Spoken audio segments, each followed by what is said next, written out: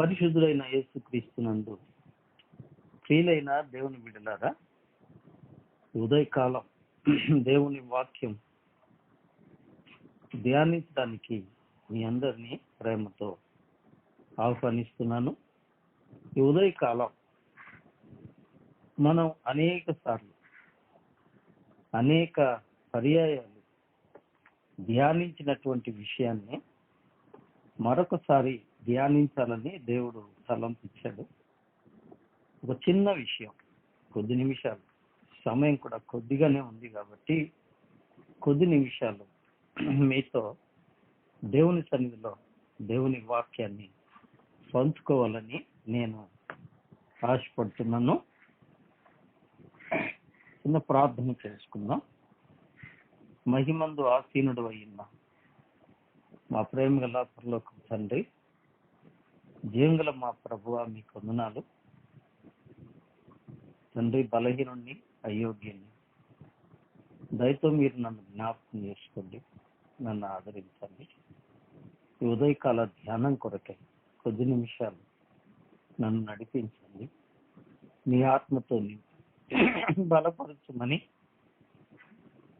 యేసు పరిశుద్ధ నామంలో ప్రార్థించి వేడుకుంటున్నాము తండ్రి, ఆమేన్. దేవుని వాక్యాన్ని జ్ఞాపకం చేసుకుందాం. మనం చాలా సార్లు ధ్యానం చేసిన అంశమే అది పెనుయేలు అనుభవాన్ని గురించి. కొన్ని తలంపులు, దేవుడిచ్చిన కొన్ని తలంపులు జ్ఞాపకం చేసుకుందాం. పెనుయేలు అనుభవాన్ని గురించి కొన్ని తలంపులు మనం జ్ఞాపకం చేసుకుందాం. రండి, ఆదికాండ గ్రంథం 32వ అధ్యాయం. ఆదికాండ గ్రంథం 32వ అధ్యాయం 29వ వచనాన్ని చదువుకుందాం. ఆదికాండ గ్రంథం 32వ అధ్యాయము 29వ వచనం. అప్పుడు యాకోబు, నీ పేరు దయచేసి తెలుపుము అనింది. అందుకు ఆయన, నీవు ఎందు నిమిత్తము నా పేరు అడిగితివని చెప్పి అక్కడ అతని ఆశీర్వదించెను. దేవుడిచ్చిన తలంపు ఇక్కడ, అక్కడ అతని ఆశీర్వదించెను.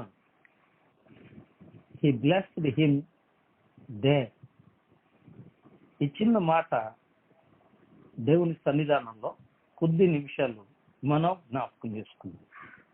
ప్రియులారా, మరొకసారి ఆదికాండ గ్రంథం 32వ అధ్యాయము 29వ వచనం చివరి భాగం, అక్కడ అతని ఆశీర్వదించెను. He blessed him there. గమనిస్తున్నారు కదా, దేర్ అనగానే మనకు వేర్ అనే క్వశ్చన్ వస్తుంది కదండి. దేర్ అంటే అక్కడ, అంటే ఎక్కడ అని మనకు అనిపిస్తుంది. ఎక్కడ అండి?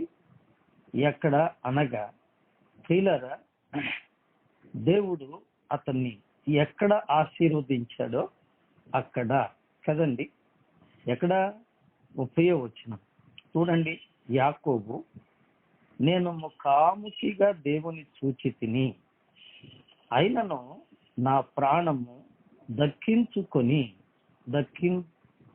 దక్కినది అని ఆ స్థలమునకు పెనుయేలు అను పేరు పెట్టాను. వినరా? పెనుయేలు అను పేరు పెట్టాను. దేర్ అంటే వేర్. ఎక్కడ అంటే ప్రియులరా, పెనుయేలులో. పెనుయేలులో అంటే దేవుని ముఖము. పెనుయేలు అనగా దేవుని ముఖము. మనం ఎక్కడో వెతుక్కోవాల్సిన పనిలేదు. బైబిల్లోనే మనం చదివిన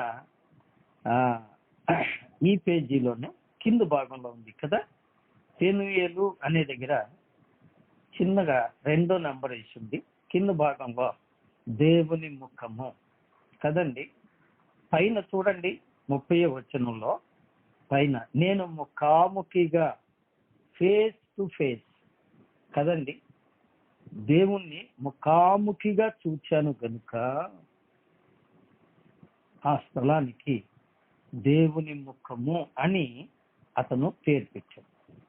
కాబట్టి ఈ మాటను మనం ఇలా అర్థం చేసుకుంటే తప్పు కాదనుకుంటాను. దేవుని సన్నిధిలో, వింటున్నారా? దేవుని సన్నిధిలో, దేవుని సన్నిధిలో అతడు ఆశీర్వదించబడ్డాడు కనుక, దేవుని ముఖాముఖిగా చూచాడు కనుక ఆ చోటికి అతడు పెనూయేలు అని పేరు పెట్టుకున్నాడు. వినండి, పెనూయేలులో అతడు ఆశీర్వదించబడింది కదండి. అక్కడ అతన్ని ఆశీర్వదించెను. ఎక్కడ? పెనూయేలులో, అనగా సన్నిధిలో. వినరా? సన్నిధిలో ఆశీర్వదించడు దేవుడు. సన్నిధి చాలా ముఖ్యమైనది కదండి. రండి, రెండవదిగా దేవుడు అతన్ని అక్కడ ఆశీర్వదించాడు. ఎక్కడ? పెనూయేలులో అని మొదటి మాట మనం చెప్పుకున్నాం కదా. ఇక రెండో మాట చూద్దాం. ఆదికాండ గ్రంథం 32వ అధ్యాయము 24వ వాక్యం విందాం. 24వ వాక్యం.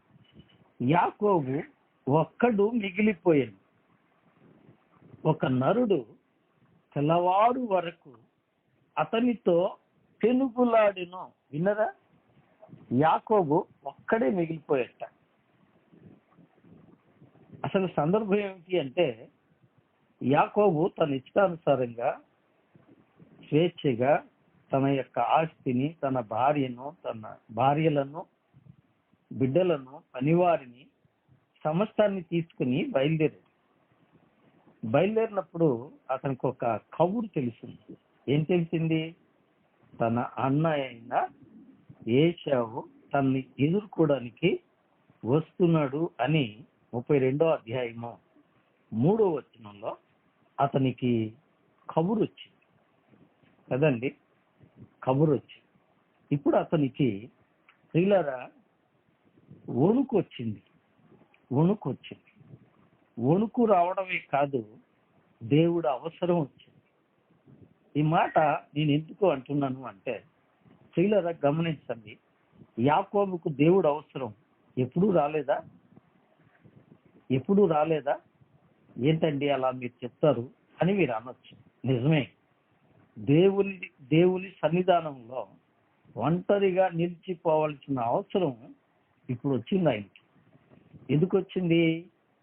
తన అన్నను తాను మోసం చేశాడు. తన తండ్రిని తాను మోసం చేశాడు.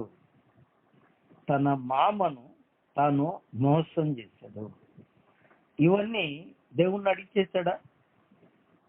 దేవుడు చేయమంటే చేశాడా? కాదు కదా. తన ఇష్ట ప్రకారం చేసుకుంటూ వచ్చాడు. నిజమే, మనలో చాలా మందిని కూడా ఏం చేస్తూ ఉంటామంటే, మేము అది చేస్తున్నామండి, ఇది చేస్తున్నామండి, మాకు తీరికే లేదండి అని. చేసేవన్నీ దేవుడు చేయమంటేనే చేస్తున్నామా? కదండి. ఒక్కోసారి ఏం చేస్తామంటే, అనుకోని ఇబ్బంది వచ్చినప్పుడు అప్పుడు ఏం చేస్తాం చెప్పండి? దేవుని పాదాల దగ్గర పడుతూ ఉంటాం. దేవుడు పట్టించుకోలేదు, నా పరిస్థితి చాలా ఇబ్బందిగా ఉంది అనే ఫీలింగ్ లోకి మనం వస్తూ ఉంటాం. సేమ్ యాజ్ యూజువల్ గా ప్రియులారా, యాకోబు దేవుని సన్నిధిలో ఒక్కడు మిగిలిపోయాడు అంటం కంటే ఒక్కడగా మిగిలిపోవడానికి ప్రిపేర్ అయ్యాడు. అర్థమైందండి? ప్రిపేర్ అయ్యాడు. ఏం చేశాడు? తనకు కలిగిన వారిని అందరినీ పంపించేశాడు కదండి. 22వ వచనం, ఆదికాండ గ్రంథం 32వ అధ్యాయం 22వ వచనం. ఆ రాత్రి అతడు లేచి తన 2 భార్యలను, తన 2 దాసీలను, తన 11 మంది పిల్లలను తీసుకుని యబ్బోకు రేవు దాటించాడు. యాకోబు వారిని తీసుకొని ఆ ఏరు దాటించి తనకు కలిగినదంతయు పంపివేశాడు. యాకోబు ఒక్కడు మిగిలిపోయాను. వినరా? అందరినీ పంపించేశాడు. ఏమండి, అందరినీ వదిలించుకున్నాడు. అందరినీ కావాలని వాళ్ళని ముందుగా సిద్ధం చేసి పంపించేసి ఒక్కడే మిగిలిపోయాడు. వాళ్ళందరితో కలిసి ప్రార్థన చేయడం ఇష్టం లేదా అతనికి? ఏమండి, ఇంతకాలం వాళ్ళందరితో ఉన్నాడు, వాళ్ళందరు కావాలని చాలా ప్రయత్నాలు చేశాడు. కానీ ఇప్పుడు ఒక్కడే ఎందుకు మిగిలిపోయాడు? ఎందుకు అంటే దేవుడి దగ్గర తాను తేల్చుకోవలసిన విషయాలు కొన్ని ఉన్నాయి. ఎందుకు అంటే ఇప్పుడు నడుములో అతనికి వణుకు వచ్చింది. తాను చేసిన తప్పులను బట్టి తన మీదకి ఆపద పరిగెత్తుకుంటూ వస్తుంది. అందుకోసం అతను దేవుని పాదాల దగ్గర బతులాడటానికి, వేడుకోవటానికి ఒక ఏకాంత సమయాన్ని అతడు సెట్ చేసుకున్నాడు. స్నేహితుల సోదరి, యాకోబు దేవునితో ఏకాంతముగా ఉన్న స్థలములో ఆశీర్వదించబడ్డాడు. వినరా? అక్కడ అతన్ని ఆశీర్వదించాను. ఎక్కడ?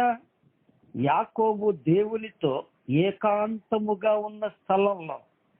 దేవుని బిడ్డలారా, దేవుని ఆశీర్వాదం అంటే మొట్టమొదటి యాకోబు ఏమనుకున్నాడు?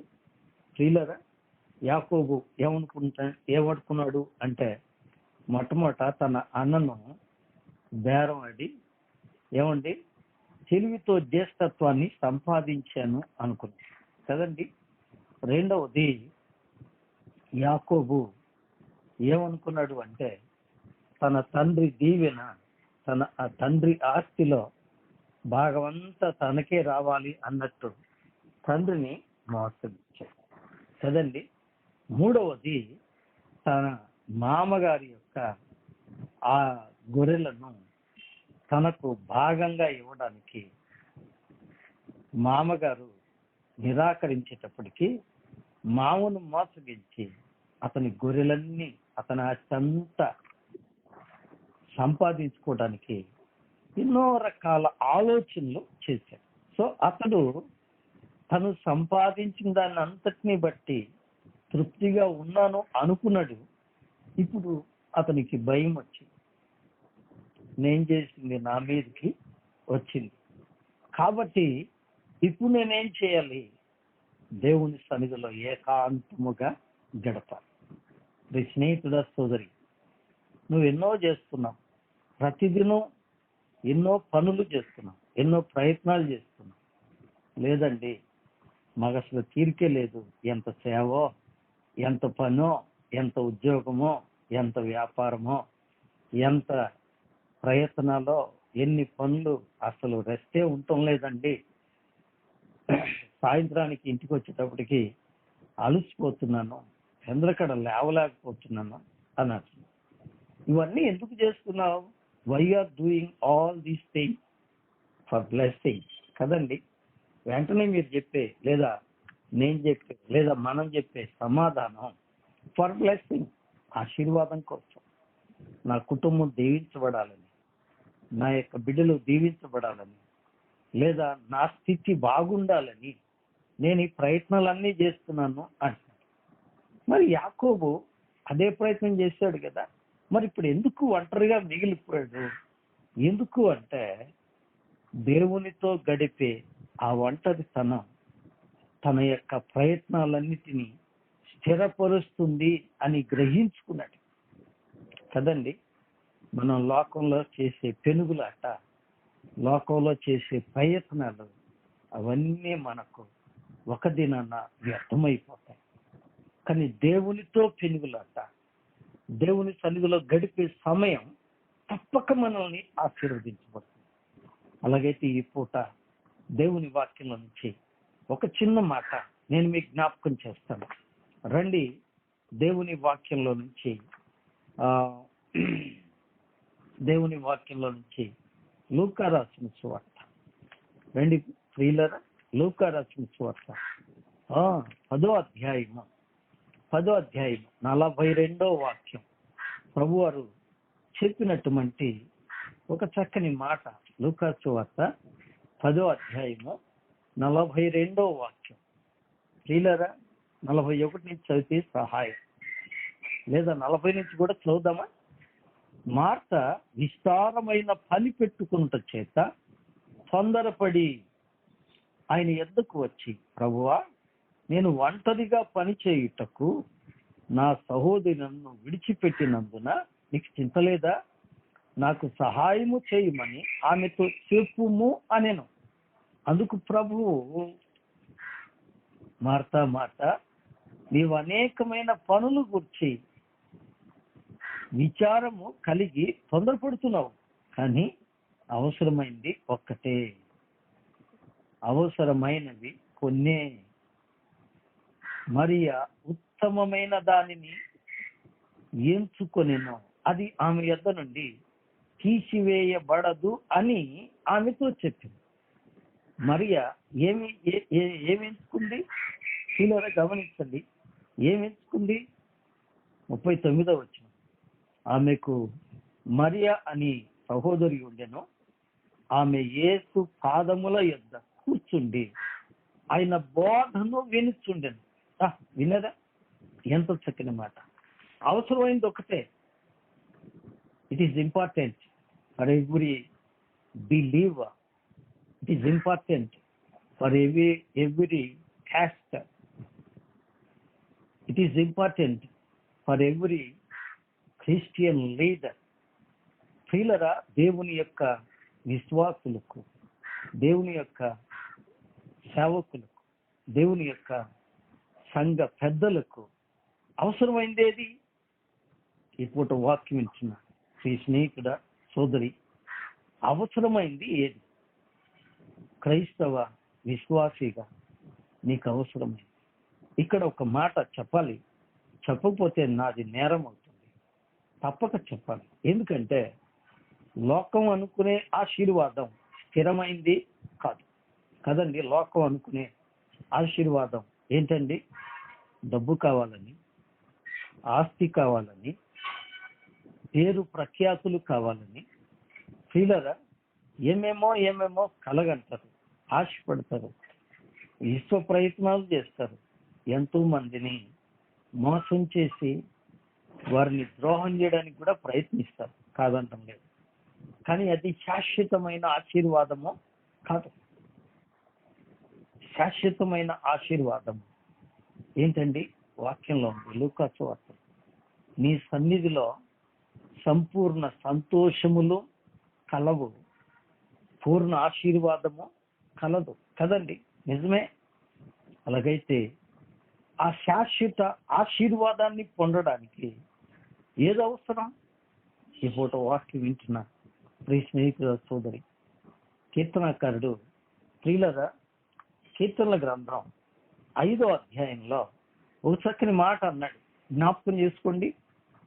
5వ అధ్యాయము 3వ వాక్యం.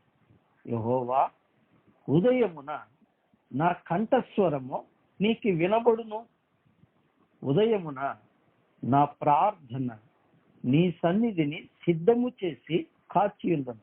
వినరా? అట్ ఎర్లీ మార్నింగ్ కదండి. ప్రతి ఉదయమున ఏం చేయాలి? దేవుని సన్నిధిలో స్వరం వినిపించాలి. దేవుని సన్నిధిలో ప్రార్థన సిద్ధం చేసుకోవాలి. ఇంకో మాట, 88వ కీర్తన 13వ వాక్యం. యెహోవా, నేను నీతో మనవి చేయుచున్నాను, ఉదయమున నా ప్రార్థన నిన్నెదుర్కొనును. వినరా? సమయం అయిపోతుంది. ఈ పూట వాక్యం వింటున్న నీవు దీన్నే క్వైట్ టైం అంటారు కదండి. నిజమే. VBS లో పిల్లలకి ఏమండి, VBS టీచర్స్ చెప్పే మొట్టమొదటి పాఠం ఇదే. యూత్ రిట్రీట్ లో ఏమండి, పిల్లలకు, యవనస్తులకు చెప్పే మొట్టమొదటి పాఠం ఇదే. ఏమండి, what is important? Quiet time. That is the right time. విన్నరా? అది పిల్లలకు మాత్రమేనా? పెద్దలకు అక్కర్లేదా అండి? నిజమే. సన్నిధిలో గడపవలసిన సమయం ఏదవసరం? మాట నీవు అనేకమైన పనుల చేత తొందరపడుతున్నావు. కానీ అవసరమైనది ఒక్కటే, అది మరీ సంపాదించ. ఈ ఉదయకాలం దేవుని సన్నిధిలో లేదా దేవునితో ఏకాంతముగా ఉన్న స్థలములో ఏమండి యాకోబు ఆశీర్వదించబడ్డాడు. అక్కడ అతనిని ఆశీర్వదించెను. He blessed him there. Where? In the presence of God. Where? ఎక్కడ అంటే దేవునితో గడిపిన సమయంలో, స్థలంలో ఆశీర్వదించబడ్డాడు. ఇటు సమయం కానీ స్థలం కానీ మీకు ఉందంటారా? కొంతమందికి ఈ మాటలు వినపట్టం లేదు. ఎందుకో తెలుసా అండి? నీటిలో పెట్టేసి నిద్రపోతున్నారు కదా. ఉదయాన్నే లేచి ఫోను ఆన్ చేసి, ఎందుకంటే గిద్యోనుకి ఏం పని లేదు, పనికి మాలినాడు, పదే చేస్తాడు. ఆ వేస్ట్ గాడు ఫోన్ చేసేటప్పుడు పదే చేసేటప్పుడు ఫోన్ తలబెట్టుకుంటే నిద్ర పట్టదు. అందుకని ఆన్ చేసి నీటిలో వాడేస్తే వాడే వాక్కుంటా ఉంటాడు. కానీ స్నేహితుడా, ఉదయకాలాన్ని ధ్యానాన్ని ఎవరు ఆలకిస్తాడు? దేవుడు ఆలకిస్తాడు. దేవుడు ఆలకిస్తే ఆయన నీకు దీవెనిస్తాడు అనే సత్యాన్ని ఆలోచిస్తే ఈ క్వైట్ టైంను నీవు రైట్ టైంగా చేసుకుంటావు, ఉపయోగించుకుంటావు. ఎందుకు అంటే దినమంతటి కొరకు నిన్ను సిద్ధపరిచే సమయం ఇది, నీకు ఆశీర్వాదం ఇచ్చే సమయం. దీన్ని నిర్లక్ష్యం చేస్తున్నావా? యాకోబు అందుకోసమే తను ఒక్కడు మిగిలిపోయాడు. ఒక్కడిగా మిగిలిపోవడానికి అరేంజ్ చేసుకున్నాడు కదండి. మనం ఇందాక చదివాం, అందరినీ పంపించేసి అక్కడే నిలబడ్డాడు కదండి. ఇక రెండో విషయానికి వద్దాం, లేదా మూడో విషయానికి వద్దాం. చూడండి, దేవుని చేత విరుగగొట్టబడిన ఆదికాండం 32వ అధ్యాయము 25వ వచనాన్ని చదువుకుందామా? 32వ అధ్యాయము 25వ వచనం. తాను అతన్ని గెలవకుండుట చూచి తొడగూటి మీద అతన్ని కొట్టెను. అప్పుడు అతడు ఆయనతో పెనుగులాడుట వలన యాకోబు తొడగూడు వసిలెను. వినరా? కొట్టబడ్డాడు. వినరా? కొట్టబడ్డాడు. ఏం కొట్టబడ్డాడు? ఈ గొప్ప మాట మీరు అర్థం చేసుకుంటే ఎంతైనా మంచిది. అతడు దేవుని చేత కొట్టబడ్డాడు, దేవుని చేత విరుగ కొట్టబడ్డాడు. ఏమిటి? యాకోబు దేవుని చేత సంపూర్ణంగా విరుగగొట్టబడిన స్థలంలో ఆశీర్వదించబడ్డాడు. అంటే పెనూయేలు యొద్ద ఒక నరుడు యాకోబుతో పెనుగులాడి, దేవుడు యాకోబుతో ప్రియులరా 20 సంవత్సరాలు పెనుగులాడు. కానీ యాకోబు తన ఓటమిని అంగీకరించట్లేదు. అందుకని దేవుడు అతన్ని కొట్టాల్సి వచ్చింది. యాకోబు తన తెలివిని ఉపయోగించాడు. యాకోబు తన పథకాలన్నీ ఉపయోగించాడు. అయితే తన తెలివి, తన పథకాలు ఇప్పుడేమైనాయండి? నిష్ఫలమైపోయాయి. నిజమే, ఆశీర్వాదం కావాలన్నావు, అన్నను మోసగించావు. ఆశీర్వాదం కావాలన్నావు, అన్న దగ్గర అబద్ధం ఆడావు, తండ్రి దగ్గర అబద్ధం ఆడావు. ఆశీర్వాదం కావాలన్నావు, మావ నిన్ను మోసం చేస్తే మావ నిలువునా మోసం చేస్తావు. మరి ఇప్పుడు ఎందుకు భయపడుతున్నావు? కదండి, తన ప్రయత్నాలన్నీ కూడా విఫలమైపోయాయి. ఈరోజు మన సొంత ఆలోచన కదండి, మన బుద్ధితో మనం దేన్ని సాధించలేము అనే సత్యాన్ని, మన ఆలోచనతో దేన్ని సాధించలేము అనే సత్యానికి ఇప్పుడు వచ్చాడు యాకోబు. ఇప్పుడు అతనికి అర్థమైపోయింది, నేను తొందరపడి నేను చేసిన పనులన్నిటి వలన ఫలితమో లేదు. నేను నిజంగా ఆశీర్వదించబడాలి అంటే దేవుడి దగ్గర రావాలి అని ఒక మంచి తీర్మానంలోకి వచ్చాడు. ఇప్పుడు దేవుడు అతని యొక్క పెనుగులాటను ముగింపులోకి తీసుకొచ్చాడు కదండి. 20 ఏళ్ళు దేవుడు పెనుగులాడాడు కదండి. నిజమే, 20 ఏళ్ళు తన ఇష్టానుసారంగా ప్రవర్తించాడు యాకోబు. దేవుణ్ణి అడిగాడా? ఏమండి, ఎర్రని చిక్కుడుగాయల కూరతో అన్నతో బేరం ఆడేటప్పుడు ప్రభువా అడగమంటావా అన్నాడండి? లేదు కదా. అమ్మ చెప్పగానే, రిబ్కా చెప్పగానే పరిగెత్తుకుని పోయి నాన్న దగ్గర నిలువున అబద్ధం ఆడాడు. దేవా, మా అమ్మ చెప్పింది, ఇలా చేయమంటావా అని అడిగాడండి? లేదు కదా. అలాగే మామ తన్ను మోసగిస్తున్నాడు అనే మాట అర్థమైంది. కానీ ప్రభువా, మామ నన్ను ఇలా మోసగించి నాకు ఏ ఆస్తి రాకుండా చేస్తున్నాడు, నన్ను ఏం చేయమంటావు అని అడిగాడా?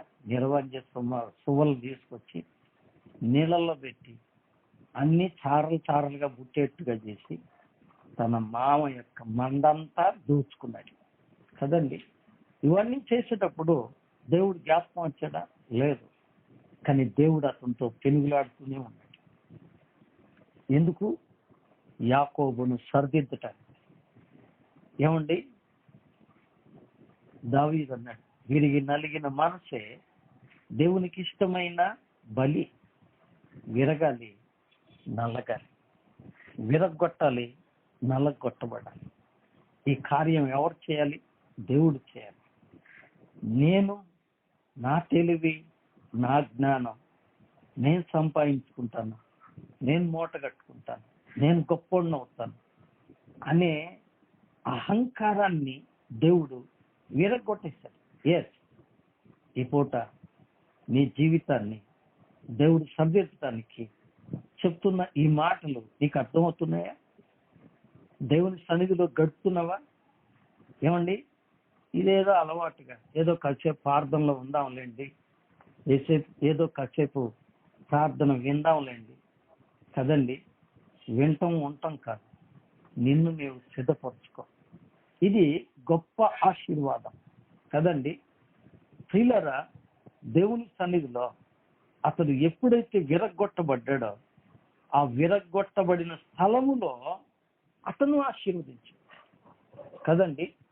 హి బ్లెస్డ్ హిమ్ దేర్ వేర్, సన్నిధిలో ఆశీర్వదించబడ్డాడు.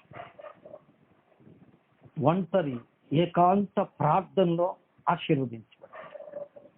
3, ప్రియులారా, దేవుని చేత విరుగొట్టబడిన సరిదిద్దబడిన స్థలంలో ఆశీర్వదించాడు. ఎక్కడ కొట్టాడు దేవుడు? అతని తొడగూడు వసిలను ఎక్కడ కొట్టాడండి? తొడ మీద కొట్టాడు. ఏమండి, ఎదుటి మనిషి మీద మనం గొప్ప చెప్పుకోవాలంటే ఏం చేస్తాం? తొడగొడతాం. తొడ బలమైన స్థానం కదండి, బలము గల స్థానం. నీ బలం విరిగిపోవాలి. నీవు దేవుడి చేత బలపరచబడాలి. నీ బలం కాదు కావాల్సింది, దేవుని. ఎప్పుడు నీకు దేవుని బలం తోడవుతుందో అప్పుడు నువ్వు జయిస్తావు, ఆ స్థానంలోనికి వస్తావా? ఇక 4వదిగా ప్రియులారా, 4వ విషయం చూద్దాం రండి. ఆదికాండ గ్రంథం 32వ అధ్యాయం 26వ వాక్యం విందామా? ఆదికాండ గ్రంథం 32వ అధ్యాయం 22వ వాక్యం. ఆయన తెల్లవారుతున్నది గనుక నన్ను పోనుము అనగా అతడు, నీవు నన్ను ఆశీర్వదించితేనే గాని నిన్ను పోనీయను అనెను. వినరా? నీవు నన్ను ఆశీర్వదించితేనే గాని. ఈ సంగతి ఇప్పుడు జ్ఞాపకం వచ్చిందా యాకోబుకి? నీవు నన్ను ఆశీర్వదించితేనే గాని. ఇప్పుడు నీవు ఆశీర్వాదంగా లేవా? ఏమిటా ఆశీర్వాదం? శ్రీలారా గమనించండి, యాకోబుకు ఎంత గొప్ప ఆశీర్వాదం ఉందండి. మనం దేవుని వాక్యంలో చూసుకుంటూ పోతే అతడు ఒక ఊరు వచ్చినట్టు వచ్చేస్తున్నాడు కదండి. అతడు ఎంత గొప్పగా దీవించబడ్డాడు అంటే ప్రియులారా, అతడు చాలా గొప్పవాడయ్యాడు, చాలా గొప్పవాడయ్యాడు. అతనికి గొర్రెలు, గొడ్లు, మేకలు, ఎద్దులు, అంతేకాదు దాసీలు, దాసులు కదండి, భార్యలు, ఉపపత్నులు, కావలసినంత డబ్బు, కావలసినంత ఆస్తి, ఇంకేం కావాలి చెప్పండి? ఇంకేం కావాలి? ఇంకా ఆశీర్వాదం కావాలని అడుగుతావేంటి? అన్నీ ఉన్నాయిగా. You have more and more things in your hand కదండి. నీ చేతులు ఎన్నో ఉన్నాయి. అవే ఆశీర్వాదం అనుకున్నావు, కానీ నిజమైన ఆశీర్వాదం ఎక్కడుందండి? దేవుడి దగ్గర. ఆ ఆశీర్వాదము అతనిని ప్రియులరా భయపడకుండా చేయలేదు కదండి. అన్నగారు వస్తున్నాడు అనగానే లక్షవాడు మొఖాన్ని బారేస్తే వాడు నోరు ముచ్చుకుంటాడు అనుకున్నాడండి? లేదు కదా. నిజమే. ఆలోచించాం. తను చాలా గొప్ప ఆస్తిపరుడు కదండి. ఒక్కడికి వెళ్ళిపోయాడు. ఎక్కడి నుంచి? తన తండ్రి ఇంటి నుంచి ఒక్కడే వెళ్ళిపోయాడు హారానికి కదండి. ఒక్కడే తన పితరుల ఊరికి, లాభాన్ దగ్గరికి ఒక్కడే వెళ్ళాడు. ఇప్పుడు ఎట్ట వస్తున్నాడు? ఒక ఊరు వచ్చినట్టు వస్తున్నాడు కదా. గొప్పవాడయ్యాడు. కానీ ఇప్పుడు ఒక్కడే మిగిలిపోయాడు. ఎందుకు? నేను ఒక్కడనే వెళ్ళాను, ఒక్కడనే వస్తున్నాను కదండి. ఇప్పుడు ఒక మాట నేను మీకు జ్ఞాపకం చేయాలి. 28వ అధ్యాయం రండి. ఆదికాండ గ్రంథం 28వ అధ్యాయం. దేవుడు ఏమన్నాడండి యాకోబుతో? 28వ అధ్యాయం కదా. 28వ అధ్యాయంలో ఏమండి? యాకోబు ఒక చోట చేరాడు. 11వ వచనం. ఒక చోట చేరి పొద్దుగుంకినందున అక్కడ ఆ రాత్రి నిలిచిపోయాను. ఎలా నిలిచిపోయాడు? ఒక్కడే ఉన్నాడు. ఆ ఒక్కడే ఉన్నప్పుడు దేవుడు అతన్ని దర్శించి ఏమంటున్నారు? 13వ వచనం. మరి యెహోవా దానికి పైగా నిలిచి, నేను నీ తండ్రి అయిన అబ్రహాము దేవుడును ఇస్సాకు దేవుడునై అయిన యెహోవాను, నీవు పండుకొని ఉన్న ఈ భూమిని నీకును నీ సంతానానికి ఇస్తాను. నీ సంతానము భూమి మీద లెక్కకు ఇసుక రేణువులగును. నీవు పడమటి తట్టును, తూర్పు తట్టును, ఉత్తరపు తట్టును, దక్షిణపు తట్టును వ్యాపిస్తావు. భూమి యొక్క వంశములన్నీ నీ మూలముగాను నీ సంతానం మూలంగాను ఆశీర్వదించబడును. 15వ వచనం ప్రాముఖ్యం. ఇదిగో నేను నీకు తోడయుండి నీవు వెళ్ళు ప్రతి స్థలమందు నిన్ను కాపాడుచు ఈ దేశమునకు నిన్ను మరలా రప్పించదును.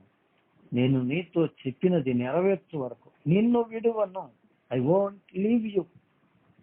నేను నిన్ను వదిలిపెట్టను, నీతో ఉంటా, నిన్ను కాపాడుతా అని చెప్పాడు కదండి. ఆ చెప్పిన దేవుడు ఎప్పుడు జ్ఞాపకం వచ్చాడు యాకోబు గారికి? ఇప్పుడు జ్ఞాపకం వచ్చాడు. అన్న మామూలుడు కాదు కదండి. యథావిధిగా వస్తే ఒకవేళ కొట్లాటం, పడిపోవటం, తేలిపోవటం. కానీ ఆడ అట్టంటోడు కాదు. ఎట్టంటోడండి? గురి చూసి బాణం వేసాడంటే వాడు ఎక్కడో ఉండి వేసేస్తాడు, ఈడిక్కడ చచ్చిపోతాడు కదా.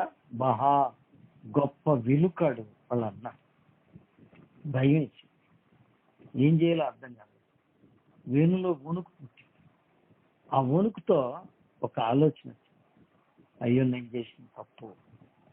విరిగిపోయాడు, నలిగిపోయాడు. అందుకనే ఏం చేశాడండి? దేవుని మీద ఆకలి కొన్నాడు, ఆశగా ఉన్నాడు కదండి. ఆకలి పడ్డాడు, ఆశపడ్డాడు.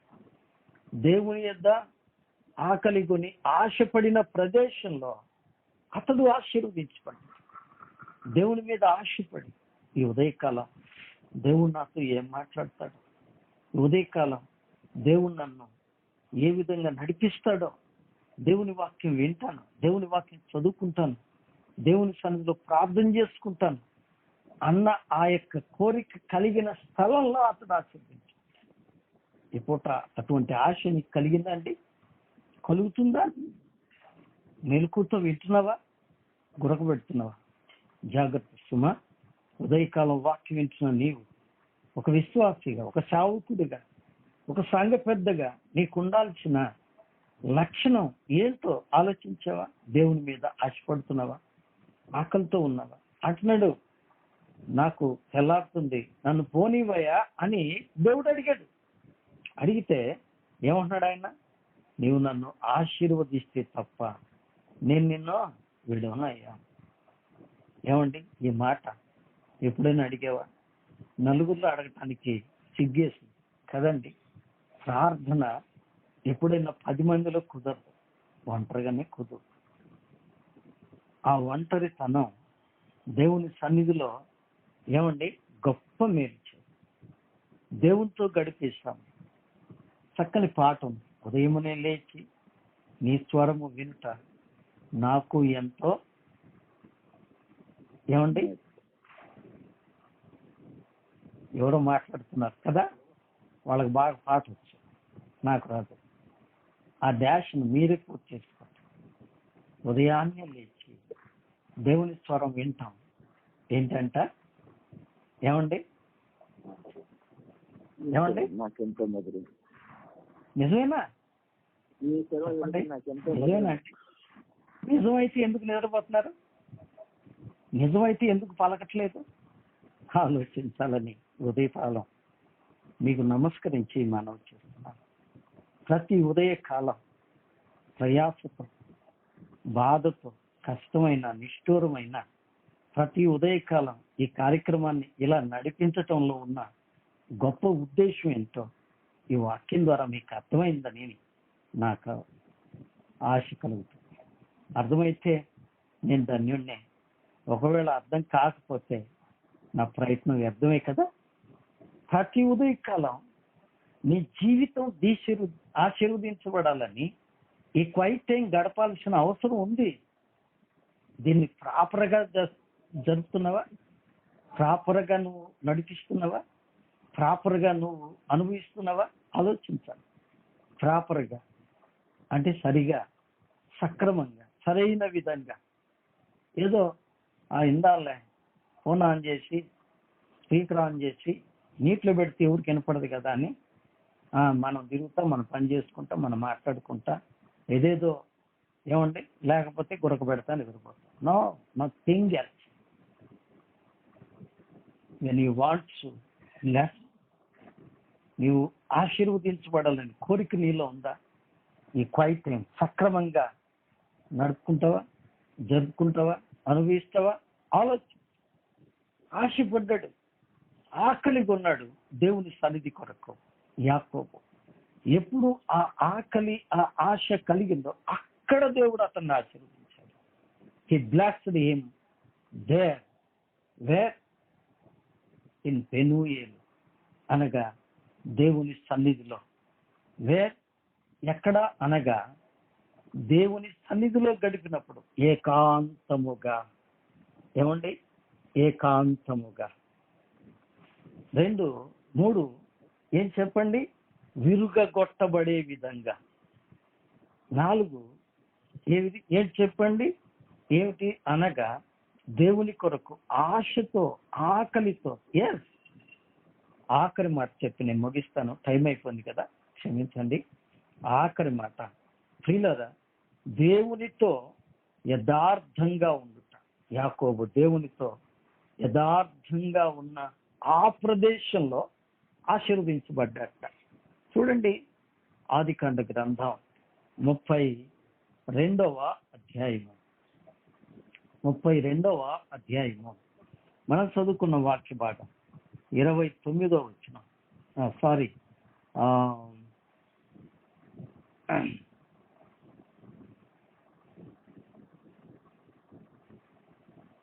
28వ వచనం కదా,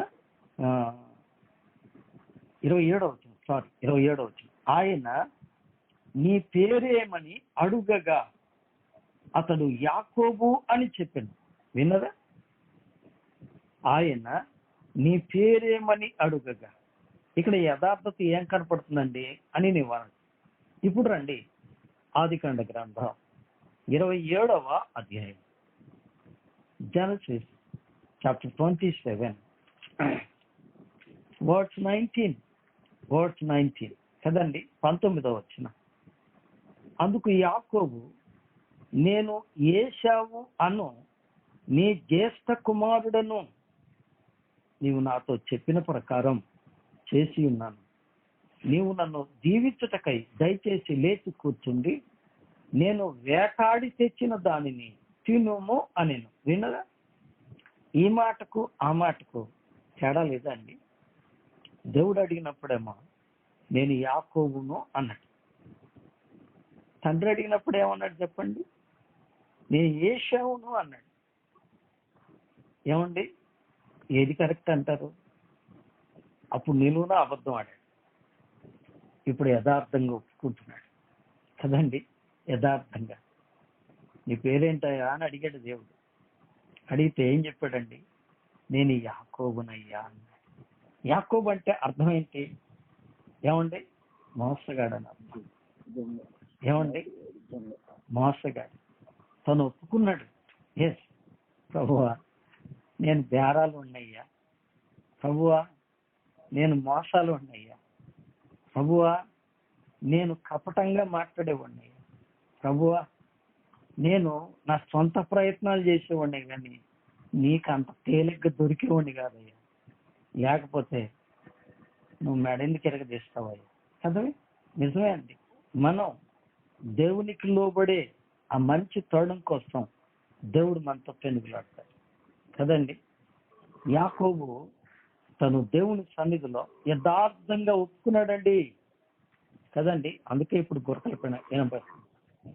నీ పేరేంటి అని తండ్రి అడిగినప్పుడు ఏశావు అని అబద్ధం ఆడాడు, కానీ దేవుడు అడిగినప్పుడు యథార్థంగా ఒప్పుకున్నాడు. దేవా నేను ఆశీర్వాదాన్ని లాక్కోవాలనుకునే మోసగాన్ని, దేవా నేను బేరం ఆడేవాడిని, దేవా నేను అబద్ధంతో కప్పుకునేవాడిని అని ఒప్పుకున్నాడు దేవుడి దగ్గర. ఎప్పుడైతే దేవుడి దగ్గర ఒప్పుకున్నాడో ఏమని, నేను వేషధారిని, నాదంతా వేషధారణ, ఒక విశ్వాసులాగా నటిస్తున్నాను ప్రభువా, ఒక భక్తుల్లాగా ఫీలింగ్లు ఇస్తున్నాను ప్రభువా, కానీ నా పాపం నాలోనే ఉంది, నా దోషం నాలోనే ఉంది, నా తప్పులు ఇంకా నాలోనే ఉన్నాయి, నేను ఆ తప్పులన్నీ చేస్తూ కూడా దేవుడు నన్ను ఆశీర్వదించలేదు అని చెప్తున్నాను ప్రభువా. ఆశీర్వాదం కోసం నేను చేసిన సొంత ప్రయత్నాలన్నీ నాకు ఎదురు దెబ్బ తగిలినాయి ప్రభు. ఇప్పుడు నువ్వు నన్ను ఆశీర్వదిస్తే తప్ప నేను బ్రతకను, నా కుటుంబం బ్రతకదు, నా జీవితం బ్రతకదు, నా సొంత ప్రయత్నాలతో నేను సంపాదించుకున్నాను అనే ఆశీర్వాదమే నన్ను కీడు తీసుకొచ్చింది. ఒకనికి కలిమి విస్తరించుట వాడి జీవానికి మేలా కీడండి. ఏమండి, నిజమే, అదే గొప్ప లోకం, అదే గొప్ప ఆశీర్వాదం, అదే పరలోకం అనుకునే వాళ్ళు ఉన్నారు. అలా అనకండి. నిజమైన ఆశీర్వాదం దేవుడు నీకు ఇవ్వాలని ఉదయకాలం మాట్లాడుతున్నాడు. దేవుడు అక్కడ అతనిని ఆశీర్వదించాడు. He blessed him there. Where? దేవుని సన్నిధిలో. ఎక్కడండి? పెనూయేలులో. ఏమండి, in the presence of God, God blessed him. రెండవది ఏమండి, ఒక్కడే మిగిలిపోయినప్పుడు ఎక్కడ దేవుని సన్నిధిలో అతడు ఒంటరిగా మిగిలాడు, అక్కడ దేవుడు అతన్ని ఆశీర్వదించాడు. ఎక్కడ దేవుని దగ్గర అతడు విరుగ్గొట్టబడ్డాడు, నలగొట్టబడ్డాడు, అనగా సరిదిద్దబడ్డాడు, ఏమండి అక్కడ దేవుడు అతన్ని ఆశీర్వదించాడు. ఎక్కడ?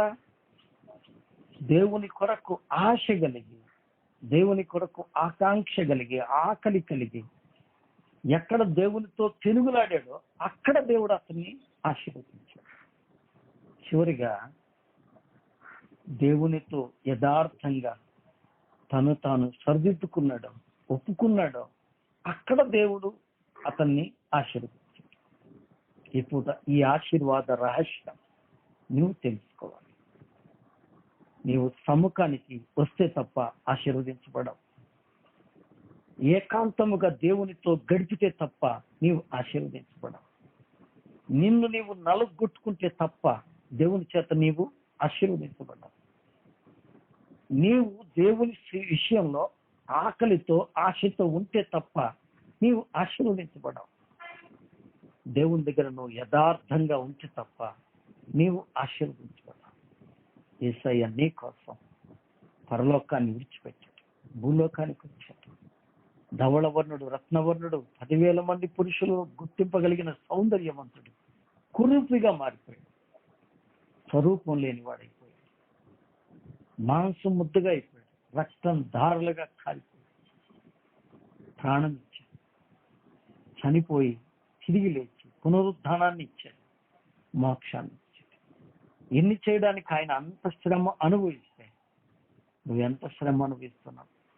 చివరికి ఒక్క మాట చూడండి, రోమీయులకు రాసిన పత్రిక 8వ అధ్యాయం. రోమీయులకు రాసిన పత్రిక 8వ అధ్యాయం. అందరూ చూడండి, రోమీయులకు రాసిన పత్రిక 8వ అధ్యాయం. 8వ అధ్యాయం ఏమండి? ఒక్క మాట జ్ఞాపకం చేసుకుందామా? 8వ అధ్యాయం. మనము పిల్లలమైతే వారసులము. ఎప్పుడు వారసులము? దేవునితో కూడా శ్రమ పొందిన ఎడల ఆయనతో కూడా వారసులము కదండి. మనం దేవునితో శ్రమ పడుతున్నామా? దేవునితో శ్రమానుభవాన్ని అనుభవిస్తున్నామా? ఆలోచించాలని ప్రభు పేరిట మనం చేస్తున్నాం. ఏమండి? 17వ వచనం, 8:17.